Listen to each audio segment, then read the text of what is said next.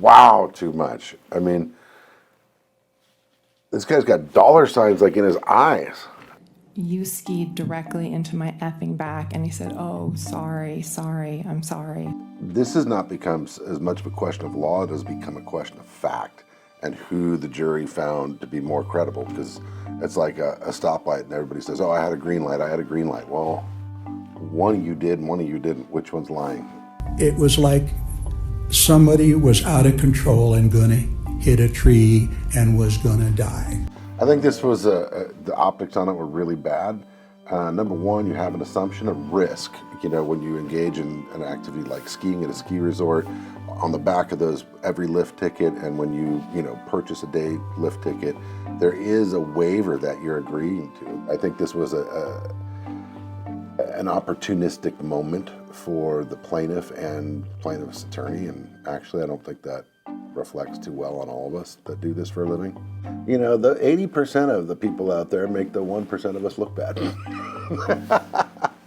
Yeah, she hits him right directly in the back. His skis actually, the tips go out like this, and he falls face down. If they can establish liability, the damages will come. That's easy. It would have to be something that was really pretty shocking, or the hot dog stand fell down on this guy. Like that's not a part of the assumption of risk that he took, that a novice skier would run into him and potentially hurt him. That's absolutely what you're signing up for. So he's a poster, okay? Big on Facebook, so there are lots of pictures of him, which helps us. It helps us understand him. What does he post to his daughters? I'm famous. He doesn't post, I'm hurt. This is why we tell all of our clients, don't post things on social media. It's gonna come back to haunt you and bite you. I mean, just don't do anything. And send anything that happens that you put through your phone. It doesn't go away. It can and will be used against you at some point. If you're going to trial, expect to hear about it. He was every day doing lots of things, meetup groups, skiing, wine tasting. Here comes the doctor about how high functioning he was and now he's not. After his accident, he deteriorated abruptly. No way. I mean, this is too much of a stretch. You learned that Mr. Standerson broke 4 ribs. Yes. Okay, and that he sustained a concussion. Did you learn of that day? No.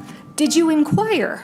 So the plaintiff's lawyer is trying to just start these questions with the assumption that it was Gwyneth Paltrow's fault. I think you have to keep in mind, when you're the victim of a crash, right, your psychology is not necessarily thinking about the person who perpetrated it.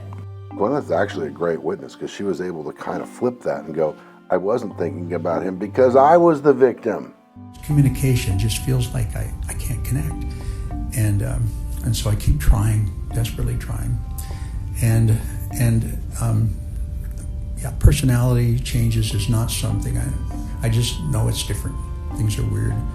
He is able to articulate these problems so well, it's kind of hard to have those problems.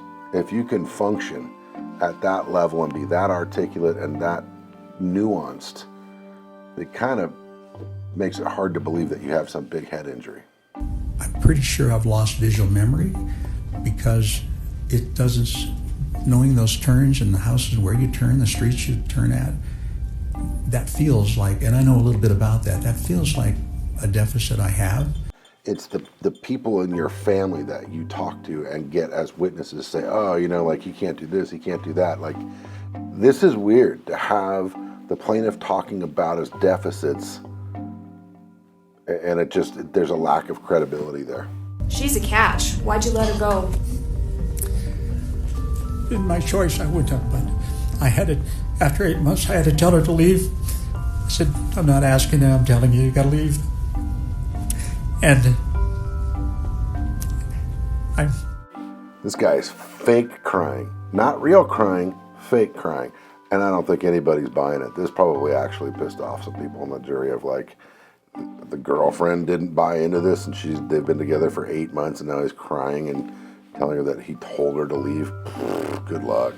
I don't want you to feel like that I'm a crippled vet and you're going to stick it out with me because I know you would. Half a brain or whatever. I know you would. Wow, too much. I mean, this guy's got dollar signs like in his eyes. $1 in symbolic damages. Is that accurate? It's an actual dollar that I'm asking for. I mean, I can't believe the judge is letting this go on. This is worthless. I mean, you're either have liability for damages or you don't. And she can ask for $1 or she can ask for $1 million. Asking you It's about symbolic because the damages would actually be more.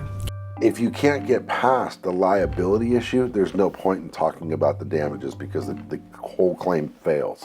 And I think that's what happened here, was that they didn't believe that he had any or she didn't have any liability for this accident. I don't think the jury believed that she was at fault. And if you don't get past that question, there's nothing else to talk about.